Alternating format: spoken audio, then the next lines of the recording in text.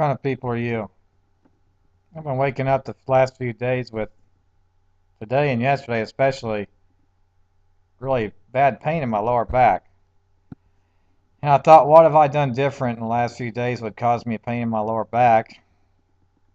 I went to the doctor last week. They said my cholesterol is high. I take niacin B12 tablets, 1,000 milligrams, I think, per day. I've been doing that for a few days. And when I went to Whole Foods after last Thursday or Friday, I also bought this chromium picolinate pill that I read is supposed to help with cholesterol and blood sugar and weight loss. I need to lose a little weight. And I did some research just now on the internet. Seems that this chromium picolinate can cause liver and kidney damage, and I'm thinking that's what caused my lower back problem. So I'm going to quit taking that and see if my back feels better the next couple of days. I also been drinking black tea. I bought some black tea the other day. I've been drinking green tea for years, but I got some black tea, and I've been drinking that the last few days. So I don't think that has anything to do with it from what I've read. But I'll see what it's all about. I've been in bankruptcy for 2 years. No real paycheck in 2 years from a job or a company of my own with a business license. And that's why I'm on house arrest, basically, because this shit's been going on since I was 16. Business license issue. And this morning I get a call from Sprint saying I owe them money for my cell phone. Well, that's been 2 or 3 years ago since I did that thing. They cut off my cell phone. I just said cut it off. And then suddenly they called me 2 or 3 years later trying to get money. I said I had no money to pay and I'm not going to pay anything. 2 or 3 years ago. The guy goes, well, you can't get blood out of a stone. Goodbye. I get a collection notice from the state of Kansas too for $7 or $80 from 5 or 10 years ago, some legal problem. And then again, yesterday I got a nice telephone. The guy was really being nice, collecting on my Health Rich Fitness Club money.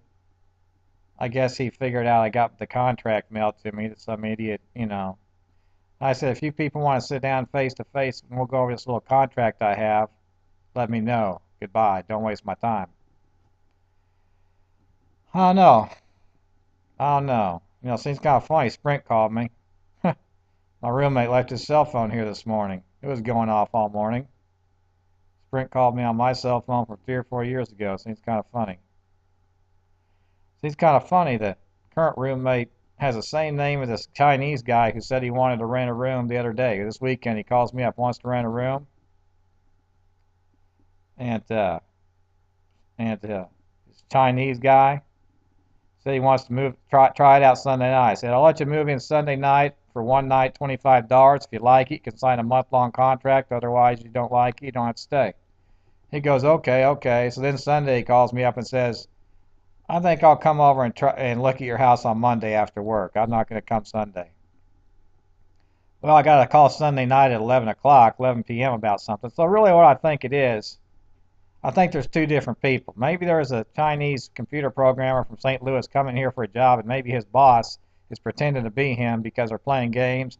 Their voice changes on the telephone in a completely different voice and tone of voice, different stories. The guy came over here yesterday looking at the room. He was being all nice and everything, and he told me, he was going to go. He sent me an email this morning that he was going to go choose a different room. I think it's two different people screwing with me, and the guy that called me and his name's Kevin, the same name as my current roommate. My other roommate who just moved out worked for the collection agency. His name was Justin. And the last guy who called me and got rude with me on the phone last week from the collection agency was Justin. I don't know. It just seems like an awful lot of coincidences and funny little, bullshit things that really don't mean nothing. But it's just kind of like, I don't know. I don't know. It just seems kind of weird to me. But anyway, that's the kind of person I am. That's the kind of things I have to put up with all the time. Not being Richard and Warren Buffett. You're no different than everybody else. The other day on CNBC, they had Warren Buffett and Bill Gates on there having a little talk at the Columbia Business School. Kind of interesting. But you know what? I don't know what else. What else can I say today?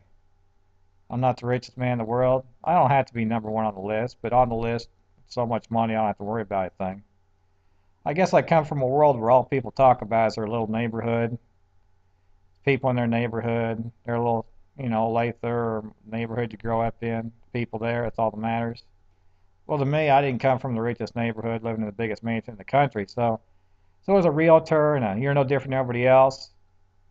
See, I've never personally had the opportunity to be around those billionaire, trillionaire people, and that's the only thing I aspire to be. That's what I've aspired to be my whole life. And I always kind of laughed at neighborhood kids who think they're rich when they don't live in a mansion or make $1 billion a year, and it kind of makes me laugh, talking about. I mean, I've always been that way around people who act like they're something that they're not. You're not rich unless you live in a, $100 million house and make a couple billion a year. That's rich in the year 2010. I don't know. These people around here just seem to think they're rich if they got enough money to buy gas. I don't know what it is with people around here. Come to reality. Come to the market. Come to the United States of America. The precedents and wealth established. That's the things I focus on my whole life in Fortune magazine. I was a guy in college who was taking engineering not because I wanted to work for a car company, General Motors or Ford. I got a degree in mechanical engineering. A lot of people seem to think that I did that to work for General Motors or Ford. I feel, you'd be so lucky to get a job at General Motors or Ford. Well, I work for money. I don't care about cars. I don't care about computers. I care about how they put money in my pocket. That's how I care about them. I care if my car works. If I own a car and I pay money to have it and get it fixed, that's what I care about. It's not that I have some kind of fantasy about cars or computers or anything else. It's about money. Now, if General Motors was paying me $5 billion a year, I'd care about cars. If IBM was paying me $5 billion a year, I'd care about computers. But you see, the key is the $5 billion a year. That's the bottom line. That's the thing. That's the determinating on everything is the money. I mean, I got my engineering degree because I was smart in math and science, and that was, everything else would be too easy and a waste of time. And I didn't, I never believed in grade point. I never believed in going to school to do anything to get grade point, which is what some people do. And I always say grade point in what classes, from what schools, and everything else, just not. See, to me, grade point means nothing. And when I listen to people talk and hear what they say, I can tell whether they're stupid, whether they got anything going for them, or they're just, parrots repeating some bullshit they memorized, or, it's obvious with me. But, that's the way I am, and I am ranked a genius on the IQ test and other standardized scores, and that's no bullshit. So, you can listen to what I say, and if you think what I say is bullshit or whatever, you can think whatever you want to. I don't care. I'm not a billionaire. I don't make $5 billion a year. But that's what it's all about to me. It's not about cars and computers. If cars and computers put $5 billion a year in my pocket, hell yeah. But it's the $5 billion a year in my pocket that's what the bottom line it's all about.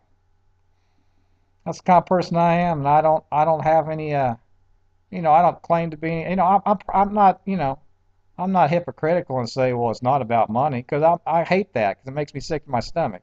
It is about money. It's all about money. It's always been about money. And if you're not in it for money, I don't know what you're in it for.